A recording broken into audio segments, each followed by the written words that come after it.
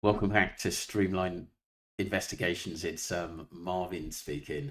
We're just going to get into an article by the Daily Mail, and it's a really good one by Carly Smith, the senior news reporter, Australia for the Daily Mail. Let's just get straight into this small video. A tracker.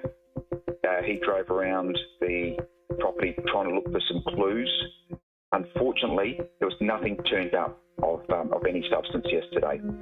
Which he's got a really good connection to land. He's worked up here. He's Nukunoo country, and he just said it's really unusual. He could find some cat prints and box prints, but no little boy's prints. So that really just refocused our search back to the property here. How are the family bearing up under such unimaginable circumstances, Superintendent?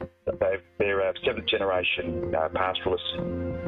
They're a very private family, and they're holding it together. And I'm amazed that they can actually hold it together that well. So. Sounds like to me that was obviously the advertiser talking to the police there, but like it sounds like to me that the police don't even suspect that they're a suspect, any of them, at this present moment. And like I said, we're more than a month on. So the Daily Mail article by Carly says, I was the Aboriginal tracker who searched for missing boy Gus Lamont 4. This is my surprising take on the investigation and the ancient tricks we use to find what no one else can. So this indigenous tracker who joined the search for missing South Australian boy Gus Lamont has expressed his quiet confidence that the child will eventually be found. Monday marked a month since 4-year-old Gus vanished from his grandparents' remote Oak Park sheep station, about 43 km south of Yunta. Despite two major searches operations involving SAPOL, AirPol, the ADF and SES, hopes of finding the boy alive have faded. The only sign of Gus was a footprint in the dust, believed to match the boots he was wearing when he disappeared at about 5:30 p.m. While playing in a sandpile under his grandmother's care, Ronald Boland, a Port Augusta based Aboriginal tracker and trapper, used the early days of the search, which has since been called off, though the investigations continue. Speaking to the Daily Mail this week, Mr. Boland said he remained certain Gus will be found. He made the cryptic comment, "The little boy deserves respect to go about and all the right roads. Police will find him. They will. They do what they do best, and I do what I do best," he added. "One day I will tell the story about Gus."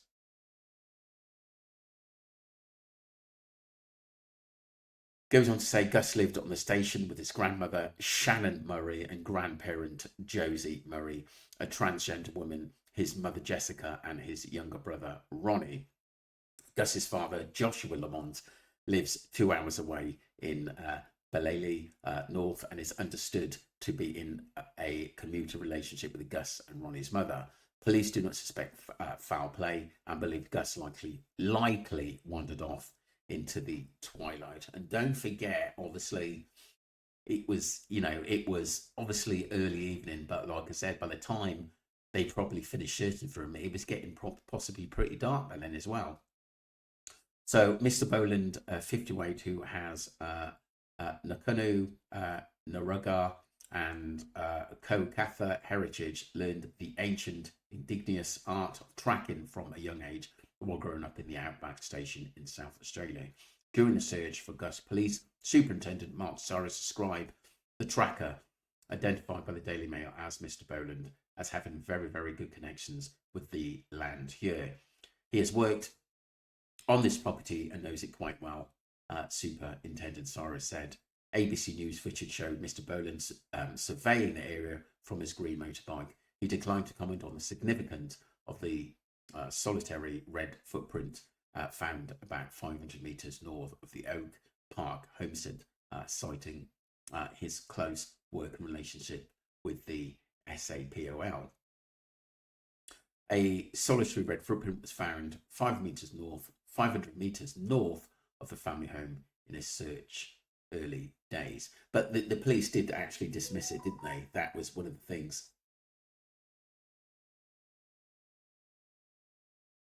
I'm keeping out of that, he said. Mr. Boland, whose day-to-day work involves tracking feral animals, has helped recover at least 7 missing people throughout his long career. He never went to school with 4 walls and a blackboard and explained that my classroom was the wide open space and my numbers and letters were human and animal tracks. Mr. Boland, who learned tracking from his elders, lifted the veil of his fascinating and life-saving skills. Not at all people are cut out to be a tracker, he said. An average person will follow a footprint and keep going as long as they see a visual track. But a tracker has been taught to see and feel humans are easier to track than animals. Animals learn from a young age not to leave their tracks. Some really good points there from him.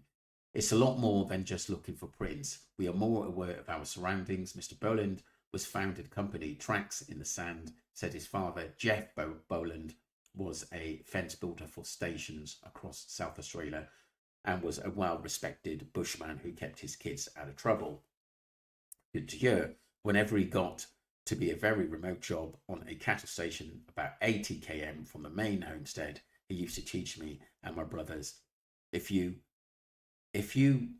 children ever got lost and here or wander away from the camp, I want your boys to remember what I am going to teach you. Interesting. He passed on to me that if we got lost out in the bush, he said, always look for this little zebra finch. He's not far from water. Watch which way the sun comes up in the morning and watch where the sun sets in the evening. He said, you must learn how to follow fresh cattle paths prints. They will lead you to a dam or waterhole. If you come across an old road or road has been used a lot, stay on that road. I will find you. If you find a dam or waterhole with water in it, stay there. Don't move. Me and my men will find you. Mr. Boland added him and his men, old aboriginal stockmen, taught us how to dig and find water in an old dry riverbed where there is no water for miles. He admitted he feared his bushcraft was fading out. The culture is dying. Young people are to focus on what's on their phone, definitely, and on the internet, and aren't looking at what is around them, he said. And a lot of Aboriginal families live on stations, but they've all moved into the cities, so there is less of us going bush. He honed his skills playing hide and seek with other children while growing up around Akuba Pedi. In a bid to prevent the world-famous art being lost, Mr. Boland encouraged young people to join him so he can teach them his ways, just as elders did for him. Seems like a really, really decent guy.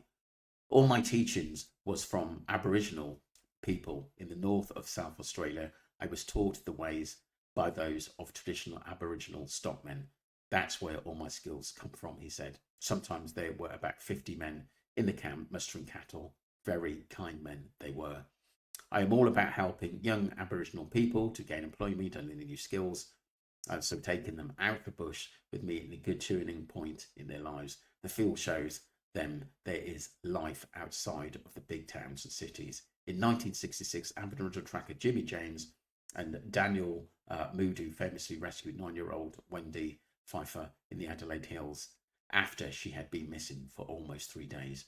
She had been tabbed 3 times and was left for dead by her attacker. More than 150 police and volunteers searched and failed to find her using modern methods.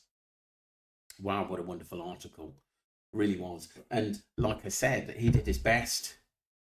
He doesn't believe that basically Gus was out there. He did say that in the early days, or there's no sight of him, should we say.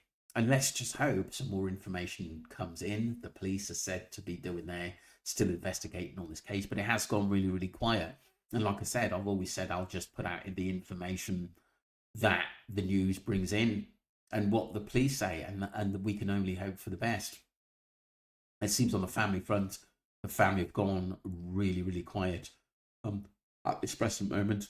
And we just got to keep fighting, praying, and hoping that something comes up. I mean, did he wander off further than the 3 km, what the police thought that perimeter they found? I doubt it. I really, really doubt it. Because I think he would have been found in that remote sort of flat land as well.